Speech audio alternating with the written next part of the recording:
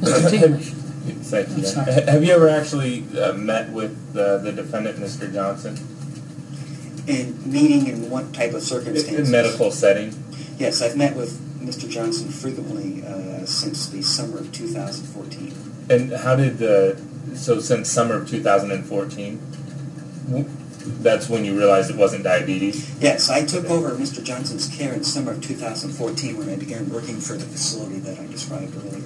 Okay, what's he prescribed now, and what is the diagnosis? Yeah, there is no diagnosis now. In retrospect, if I'll go into detail if necessary, but I believe that the diagnosis of type 2 diabetes mellitus was actually incorrect. Did he have any health problem? No, as far as type 2 diabetes mellitus, no, he does not have a health problem in that regard. Okay. Yeah, you weren't at the hotel on May 16, 2014? No, I was not. All right. Would this nausea cause people to engage in sexual behavior? No. Yeah, this is primarily an isolated impact on the body's perception of gastrointestinal distress. What about to send text messages, that sort of thing? I would say that actions can still, in other words, a person's ability to act are not necessarily impaired. But as I said earlier, whether those actions can be claimed to be of clear mental faculty, I would argue that's possible that they were not being done under clear mental faculty. As I said, based upon what I would consider a common sense experience of people, for most people who have experienced the nausea and vomiting and what that sensation is like and how that might impact the ability to think clearly or act clearly. All right. Would marijuana benefit, or I guess help, that nausea and vomiting condition? Yeah, marijuana has been shown to actually improve nausea. It can improve nausea. The mechanisms by which are pointless to go into, but yes, it could. And so, someone taking it wouldn't, because it's caused by the medicine, there wouldn't be an adverse effect with those two. I know sometimes would they interact? Medicine. No, to the best of my knowledge, no, they wouldn't.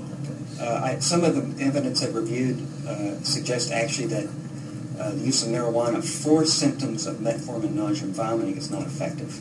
Is not effective? Yes, but that's, of course, under clinical circumstances. Okay. And have you had people in your office who are experiencing the nausea and vomiting? I have had people in the past, not present, but yes. Okay. And were you able to have communications with them? I was able to communicate with them. The circumstances under which I saw them, they may not have been acutely nauseating, having acute nausea or vomiting, but certainly they were able to speak with me. I've had people who have had nausea and vomiting, however, not necessarily related to metformin, who have had difficulty expressing their thoughts clearly, mainly because they felt ill. But with time, I would say that depending on the circumstances, I would say it would depend on whether somebody could speak with me clearly about a subject or not under the circumstances of those symptoms. You weren't at Salem Hospital immediately after this? No, I was not.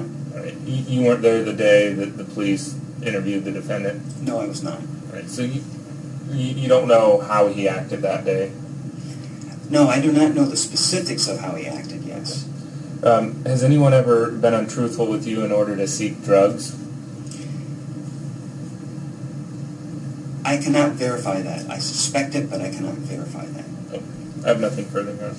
Ms. Ryder? No redirect. All right. Thank you, Doctor. I appreciate your coming. You're free to go. Certainly.